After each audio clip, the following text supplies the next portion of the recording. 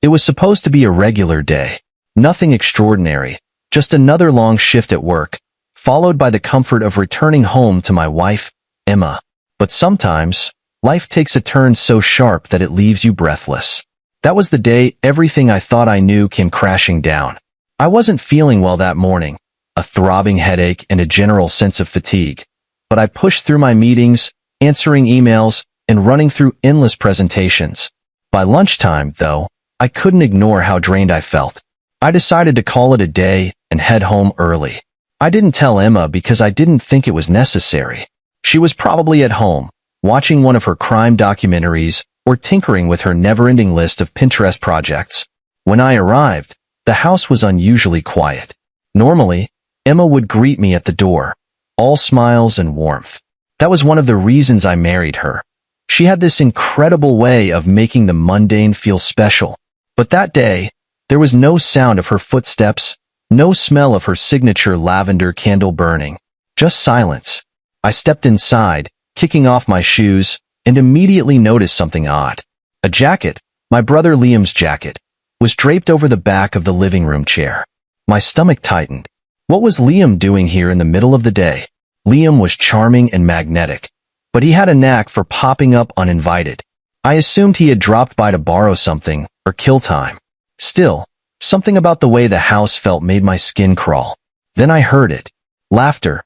Emma's laugh, soft and melodic, coming from upstairs. It wasn't the kind of laugh she shared while watching TV. It was intimate, playful. My heart started to race. I hesitated for a moment, trying to convince myself that I was misreading the situation. Maybe they were watching something together, reminiscing about an old family story. I wanted to believe that so badly. But as I climbed the stairs, the laughter turned into muffled voices, and then, sounds I couldn't misinterpret. My head was spinning, my heart pounding in my chest. I stopped just outside the bedroom door, the scene playing out in my head before I even saw it. I opened the door slowly, quietly, not knowing what I was walking into but bracing myself for the worst. And there they were, Emma and Liam, tangled in each other's arms, right there in the bed we had shared for years. The air left my lungs. I didn't yell or make a scene. I just stood there, frozen. Liam turned his head, and when his eyes met mine, he didn't flinch. Instead, he smirked. Smirked, like he had won some twisted prize. My own brother. Something inside me clicked. I didn't explode in anger. I didn't scream. I pulled out my phone and said, "I just sent your wife a video of you too." My voice was calm, eerily calm, but every word was a blade. The smirk vanished from Liam's face, replaced by panic. "What did you do?" he stammered, grabbing for his phone. Emma sat up, her face pale as a sheet, her mouth opening and closing like she was searching for words that wouldn't come. I didn't wait for an explanation. There was nothing to explain. I stepped back, watching as Liam frantically called Clara, his wife. I could hear her yelling through the phone, demanding answers. His voice cracked as he tried to explain himself, his charm useless for once. Clara wasn't buying it, and neither was I. Emma started to cry, reaching for me, saying it was a mistake, but I didn't even look at her. Mistake? A mistake is forgetting to lock the front door. This was a choice. I turned and walked out of the room, letting them both sit in their panic and guilt. As I made my way downstairs, my head was spinning with a mix of anger, disbelief, and something else, relief. Relief that I wasn't the fool they thought I was. Relief that I had exposed their betrayal in a way they couldn't deny or twist. I sat in the living room, listening to the chaos unfolding upstairs as Liam tried to salvage what was left of his marriage. It's strange how calm I felt in those moments, like my emotions had shut down to protect me from the weight of what I'd just seen. I wasn't thinking about the years I'd spent with Emma or the bond one thought I had with Liam. I was thinking about what came next, how I would take back control of my life and leave their betrayal behind me. When they finally came downstairs, their faces pale and full of dread, I simply looked at them and said, "Now, let's talk about what's next." You'd think being a twin would mean having a built-in best friend for life. That's what people always told me when I was growing up. "You and Liam must be inseparable," they'd say. I'd smile and nod because, honestly, what else could I do?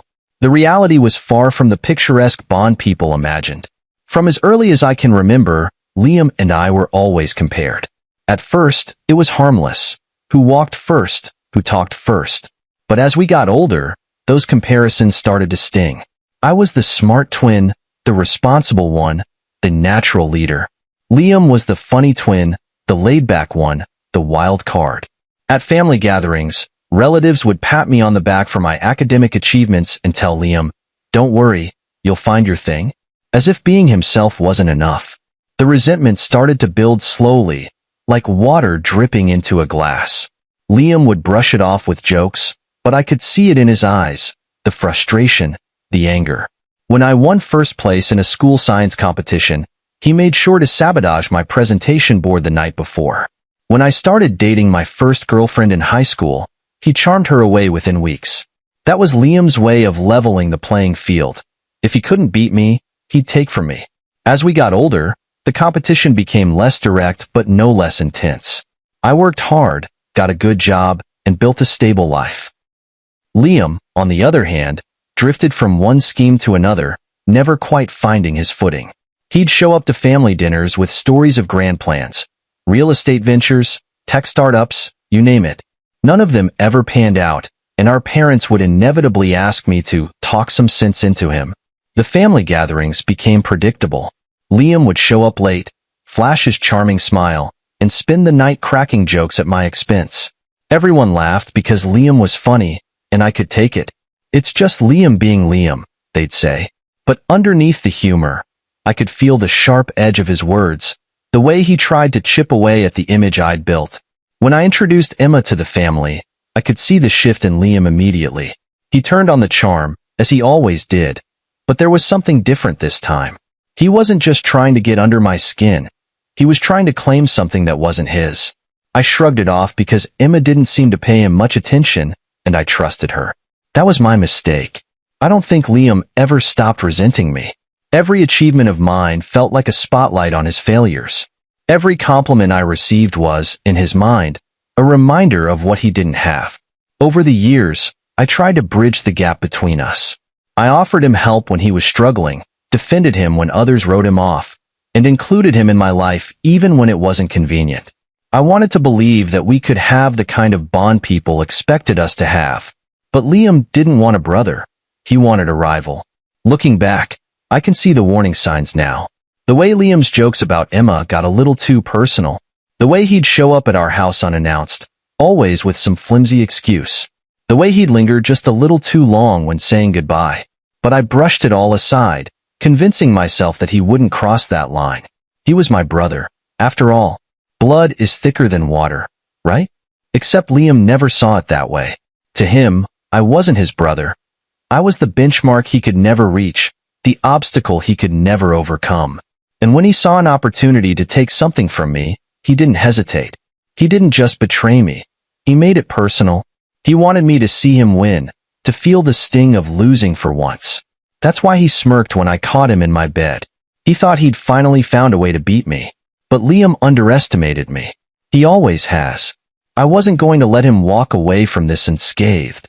I'd spent my whole life cleaning up his messes, letting him get away with his little victories. Not this time.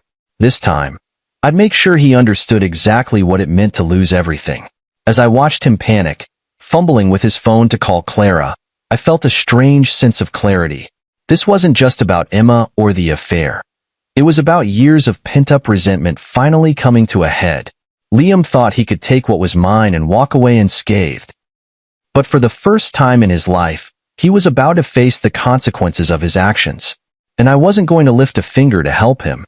Looking back, I wonder when it started. The affair, I mean, not just the physical part of it, but the connection that grew between Emma and Liam, the one I was too blind to see. Was it that first family dinner where Liam turned up late, flashing his trademark grin and turning every head in the room? Or was it later, during those casual visits when I wasn't home, and Liam always seemed to have an excuse to drop by? Emma met Liam a few weeks after we started dating. I'd always been upfront about having a twin brother, though I hadn't gone into detail about our complicated relationship. At the time, I didn't think it mattered. Emma was warm and grounded, the kind of woman who made everyone around her feel at ease. Liam, on the other hand, was unpredictable, charming one moment, insufferable the next. I didn't think they'd have much to talk about, but I underestimated Liam's ability to command attention. The first time they met, we were at a family dinner. I introduced Emma to everyone, and she was an instant hit. My mom adored her, my dad gave his quiet approval, and my cousins fawned over her. But Liam? He acted like he'd known her for years. He cracked jokes, teased her about her taste in movies, and even made a bet with her over some silly trivia question. Emma laughed at his antics, and I didn't think much of it. That was just Liam being Liam. In the months that followed, Liam started showing up more often. At first, it seemed harmless. He'd drop by to borrow tools or pick up something he'd left behind during a previous visit. But then the visits became more frequent, and his excuses became flimsier. I was in the neighborhood, he'd say, or, I just wanted to check in on you guys. I didn't mind too much. I wanted to believe that Liam was trying to reconnect, to build the kind of relationship we'd never really had as brothers. And Emma, ever the gracious host, welcomed him with open arms. I didn't notice the shift right away. It was subtle at first, Emma laughing a little too hard at Liam's jokes, Liam lingering a little too long during goodbyes. Then there were the private conversations. I'd come home to find them talking in the living room, their heads close together, their voices low. Just catching up, they'd say, and I believed them. Why wouldn't I? Emma was my wife, and Liam was my brother. I trusted them both. There was one moment, though, that stuck with me. We were hosting a barbecue, and Liam had brought his usual flair, flipping burgers with one hand while making everyone laugh with the other. At one point, Emma spilled something on her shirt, and Liam immediately jumped in to help, grabbing a napkin and dabbing at the stain. It was innocent enough, but the way they looked at each other for just a second too long made my stomach churn. I brushed it off, telling myself I was imagining things. But the seed of doubt was planted. Emma and I had always been solid. At least, that's what I thought. She wasn't the type to complain or pick fights, but now I wonder if that was part of the problem. Did she feel neglected? Unappreciated? I worked long hours, sure, but it was for us, for the life we were building together. I thought she understood that. I thought she was happy. But maybe Liam offered her something I couldn't: attention, spontaneity, an escape from the routine of our marriage. It's not easy to admit that your wife might have found something in someone else, especially when that someone else is your own twin. The betrayal isn't just about the act itself. It's about the choices that led to it. The stolen glances, the quiet conversations, the moments of connection that I wasn't a part of. They made choices, small, seemingly insignificant choices, that built a bridge between them and pushed me further away. I think the worst part is knowing that Liam didn't just betray me. He used his understanding of me to get to Emma. He knew my weaknesses, my blind spots. He knew when I was too busy to notice the cracks forming. And Emma let him in, knowing full well what it would mean for us, for our marriage. By the time I caught them in bed together, their connection was no longer a question. It was undeniable. Liam's smirk when he saw me wasn't just arrogance. It was a declaration. He wasn't sorry. He wasn't ashamed. He was proud of what he'd taken from me, as if this betrayal was some twisted form of victory. But Emma? Her face told a different story. There was guilt, sure, but also something else: regret. Not for the betrayal itself, but for getting caught. She had made her choice long before that moment, and now she was left to face the consequences. Whatever connection they had, whatever spark or thrill she thought she'd found with Liam, it wasn't worth what she was about to lose. And that's what I held on to as I walked out of that bedroom. They could have their connection, their shared secrets and stolen moments. I didn't want any part of it. Let them deal with the fallout. I had bigger things to focus on: my dignity, my sanity, and my future without them. The moment the words left my mouth, "I just sent your wife a video of you too," everything changed. Liam's smirk, that smug, infuriating smirk, evaporated faster than I could have hoped. His face twisted in shock and panic, and for the first time in our lives, I had the upper hand. What did you do?" Liam stammered, reaching for his phone with trembling hands. He fumbled with the screen, muttering under his breath as he desperately tried to call Clara, his wife. Clara, strong, intelligent, Fiercely independent Clara wasn't the type to tolerate betrayal, and Liam knew it. His voice cracked as he said her name, his bravado crumbling before my eyes. I leaned against the wall, arms crossed, watching him unravel. "Go ahead," I said, my tone cold and deliberate. "Call her. See how that works out for you." The phone rang once, twice, and then Clara picked up. Even from where I stood, I could hear the venom in her voice. "What the hell is this, Liam?" she barked. "What am I looking at?" Liam's face turned a shade paler, and he stammered, "Clara, listen. It's not what it looks like." I couldn't help but let out a bitter laugh at that. Not what it looks like. The audacity. Liam shot me a glare, but it held no power. He knew he was cornered, and there was no way out. Not what it looks like? Clara's voice was loud enough now that even Emma could hear it from the corner where she stood, frozen and pale. "You're in bed with your brother's wife, Liam. What part of this isn't what it looks like?" Liam floundered, searching for words, but Clara wasn't done. "You're disgusting. Do you hear me? Disgusting. Don't come home. Don't even think about it. I'm done." The call ended with a click, and the silence that followed was deafening. Liam stood there, phone still pressed to his ear, as if willing Clara to call back. But she wouldn't. He knew it. I knew it. Emma finally found her voice, whispering, "Liam, I didn't mean for this to happen." I cut her off. "Don't bother," I said, my gaze fixed on Liam. "Neither of you meant for this to happen, right? It just did. Isn't that the story?" Liam turned to me, his expression shifting from panic to anger. "Why would you do this?" he demanded, his voice shaking. "You could have just talked to me. You didn't have to drag Clara into this." I stepped closer, my voice dropping to a low, dangerous tone. "Why would I do this? Are you serious, Liam? You're standing in my house, in my bedroom, with my wife, and you're asking me why I exposed you? You don't get to make demands anymore." He tried to hold my gaze, but he couldn't. His shoulders slumped, and he sank onto the edge of the bed like a man who just realized how far he'd fallen. "Clara's going to leave me," he muttered, almost to himself. "Good," I said bluntly. "She deserves better than you." Emma stepped forward then, her voice trembling. "Noah, please, I turned to her, cutting her off again. "Don't. Just don't. I don't want to hear it. Not right now." She looked at me, tears streaming down her face, but I felt nothing. Whatever love or sympathy I might have had for her was buried under the weight of her betrayal. The room was suffocating, filled with their guilt and my rage. I needed to get out. Turning to Liam, I said, "You need to leave. Now." Liam didn't move at first, still clutching his phone like it was some kind of lifeline. "Where am I supposed to go?" he asked weakly. "That's not my problem," I replied. "You made your bed. Now lie in it, just not in mine." He stood slowly, casting a glance at Emma, who looked as lost as he did. But neither of them said another word as they shuffled out of the room. I followed them to the door, watching as Liam fumbled with his car keys. As he climbed into his car, I leaned against the doorframe and said, "Oh, and Liam, Clara's a smart woman.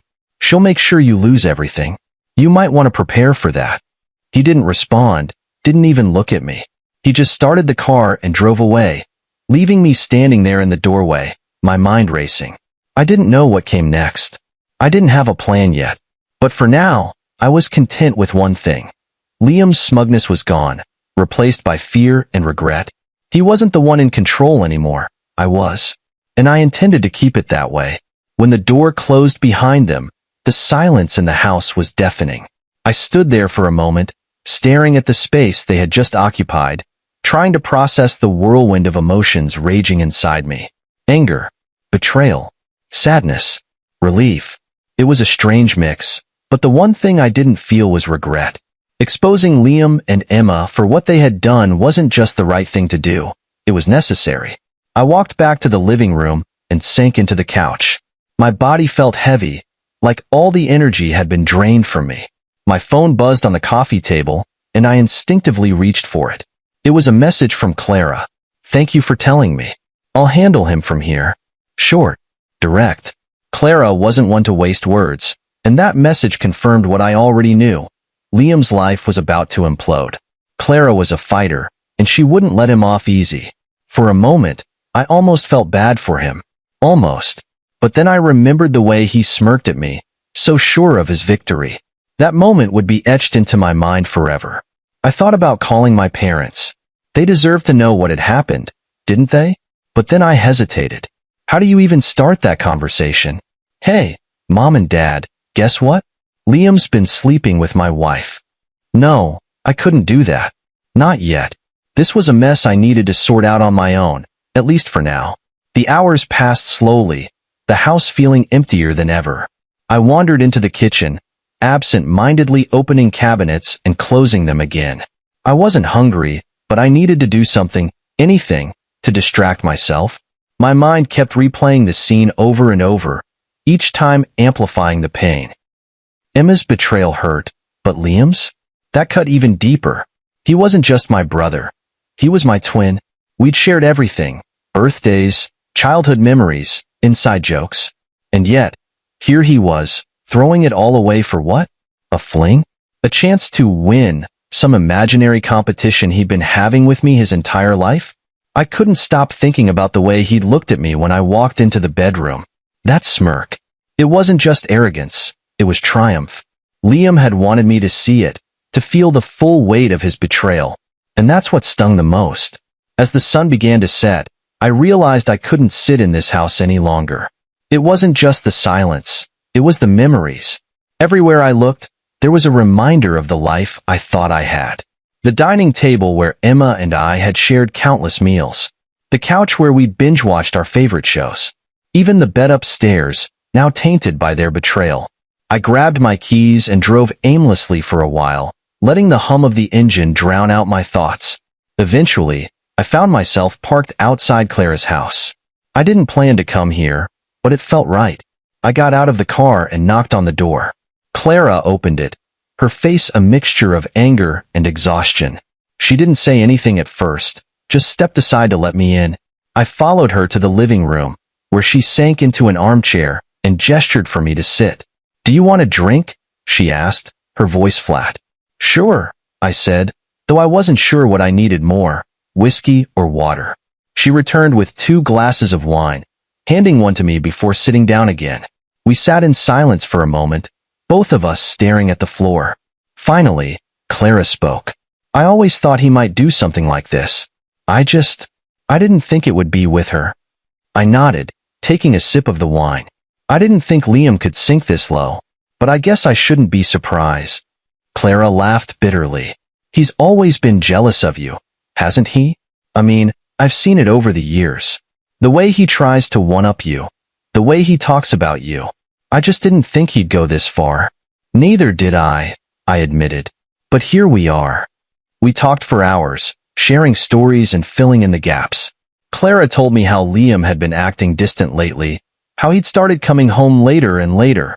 I told her about the subtle signs I'd missed with Emma, the private conversations, the lingering glances.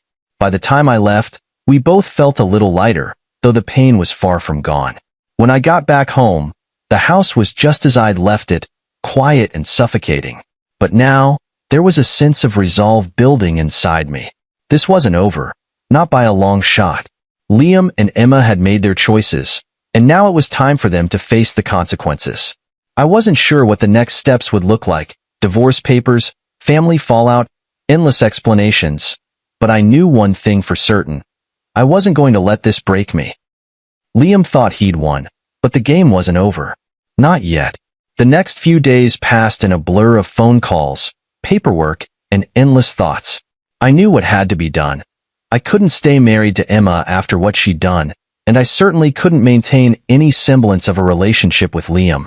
The betrayal had cut too deep, leaving wounds that even time wouldn't heal. Filing for divorce wasn't an easy decision, but it was the only option. I contacted a lawyer the morning after the fallout. The conversation was clinical, devoid of the emotional storm I felt brewing inside. The lawyer asked questions about assets, custody. Thankfully, Emma and I didn't have children, and evidence. When I mentioned the video, they assured me that it would make things swift and definitive. Emma didn't fight me on it, which was surprising. She seemed almost resigned when I handed her the papers. "I deserve this," she said, her voice barely above a whisper. For once, I agreed with her. She packed her things quietly over the next few days, each box she carried out feeling like a piece of closure. But Liam? Liam didn't make it easy. It started with phone calls, dozens of them. At first, they were angry. "Why did you have to send the video to Clara?" he shouted the first time I picked up. "You've ruined my life." I hung up. He called again. "I wasn't trying to hurt you, Noah. It just happened. Can't we move past this?" Move past this? The sheer audacity of those words nearly made me laugh. I told him never to contact me again, but Liam wasn't one to take no for an answer. When the call stopped working, he showed up at my door. I didn't let him in. Instead, I stood on the porch, arms crossed, watching him squirm. "What do you want, Liam?" I need to talk to you. Face to face," he said, looking genuinely desperate. "There's nothing to talk about," I replied coldly. "You made your choices. Now live with them." "Noah, please," he begged, but I slammed the door in his face. It wasn't out of anger, not entirely. It was about self-preservation. Letting Liam back into my life, even for a moment, felt like inviting a snake into my home. Meanwhile, Clara was taking Liam to court. She wasn't just filing for divorce. She was going for everything. Alimony, a share of his assets, even the house. And honestly, I was rooting for her. If anyone deserved to walk away with nothing, it was Liam. Our parents, of course, got involved.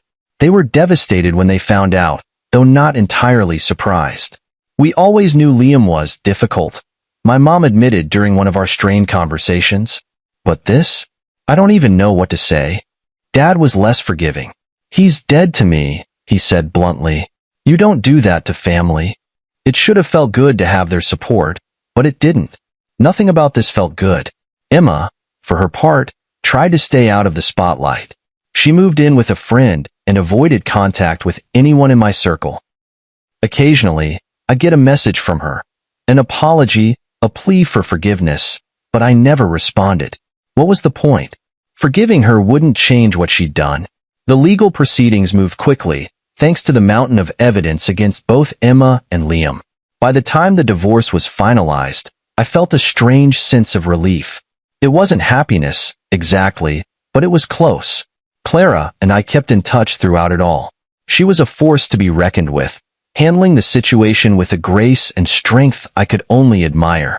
We met a few times to exchange updates and vent about our shared frustrations. Those conversations were a lifeline, a reminder that I wasn't alone in this mess. One evening, over coffee, she asked me, "Do you ever think they regret it?" I thought about it for a moment before answering. I think Liam regrets getting caught. I think Emma regrets losing the life we built. But do they regret what they did? I don't know. And honestly, I don't care. Clara nodded, her expression thoughtful. "Yeah, I feel the same way."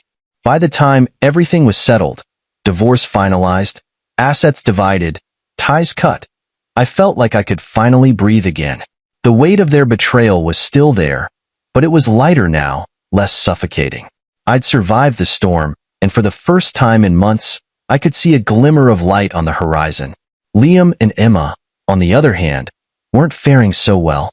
Liam lost everything. His marriage, his reputation, and a good chunk of his savings thanks to Clara's relentless pursuit of justice. Emma wasn't much better off, living in a small apartment and working a job she clearly hated. And me? I was rebuilding. Slowly but surely, I was finding my way back to myself. The wounds they left would take time to heal, but I was determined not to let them define me. I was free, and that freedom was worth every painful step of the journey. After the legal dust settled, life felt eerily quiet. The divorce was finalized, the assets were divided, and Emma was officially gone. Yet, the emptiness in the house was suffocating. Every room felt haunted by memories. Both the good ones that now felt like lies and the bad ones I hadn't realized were forming until it was too late. I didn't want to live in a place so deeply tied to betrayal, so I started making changes. The bedroom was first. The bed, the curtains, even the paint on the walls. It all had to go. I tore it down piece by piece, replacing it with things that felt more like me. It wasn't just about redecorating. It was about reclaiming my space, my identity, my life. But healing wasn't as simple as swapping out furniture. The betrayal left scars deeper than I expected. Some nights, I'd sit on the couch and replay the scene in my head. Liam's smug smirk, Emma's pale face, the sound of Clara's furious voice on the phone. It was a loop I couldn't shut off. Clara and I kept in touch. It started with updates on the legal proceedings, what the lawyers were saying, how the divorce settlements were progressing. But over time, our conversations grew more personal. We shared our frustrations, our pain, and even moments of dark humor about the mess Liam and Emma had created. "I can't believe I married someone so blind to consequences," Clara said during one of our calls. "You and me both," I replied. "But hey, at least they have each other now." We both laughed, though there was no joy in it. Liam and Emma's downward spiral was hard to ignore. Liam lost everything. His wife, his reputation, his financial stability. Clara made sure of that. Her lawyer was relentless, and Liam ended up paying dearly, literally and figuratively. He had to sell his car, move into a cramped apartment, and take on multiple part-time jobs just to scrape by. Emma didn't fare much better. She moved into a tiny, run-down apartment across town and picked up a job at a local cafe. I heard through mutual acquaintances that she wasn't handling things well. She looked tired and withdrawn, a shadow of the vibrant woman I once knew. One day, Clara and I met for coffee, and the conversation turned reflective. "Do you think they're happy now?" she asked, stirring her drink absently. I thought about it for a moment before answering. I don't think they even know what happiness is. They thought their affair was exciting, something worth risking everything for. But now, they're just dealing with the fallout. Clara nodded. "It's funny, isn't it? They thought they were so clever, so untouchable, and now they've got nothing." It was true. Liam and Emma had thought they could build something out of betrayal, that their connection could withstand the wreckage they caused. But the weight of their choices was too much. Their relationship crumbled under the pressure. I heard through the grapevine that they'd started arguing constantly, their once secret affair now a public disaster. Liam, who had always relied on his charm to get by, found himself alone. People who once admired him for his charisma now saw him for what he was, a man willing to betray his own brother. Emma, meanwhile, seemed to drift through life, unable to hold on to anything meaningful. As for me, I was rebuilding. Slowly, piece by piece, I started to find myself again.